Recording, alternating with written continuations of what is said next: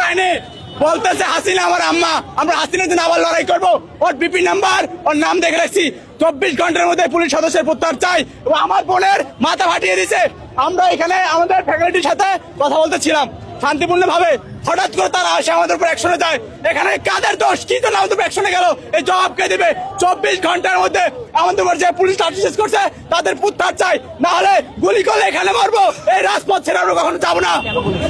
এই যে আমাদের ভাটারা থানার একটা উনি হয়তো সৈনিক, উনি সৈনিক বলছে হাসিনা আমার আম্মা, আমরা হাসিনার জন্য আবার লড়াই করবো।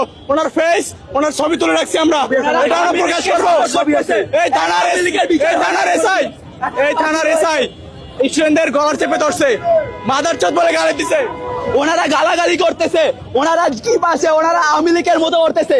আওয়ামী লীগ কি হয়েছে দেখে নেই ওনারা বলতেছে আবার দরকার পড়লে আওয়ামী লীগ আসবে, শেখ হাসিনাকে আবার আসবে। পুলিশ বলতেছে, ওনারা পুলিশ বলতেছে, এইসব বলতেছে যে আওয়ামী লীগের আবার ইয়া করতেছে।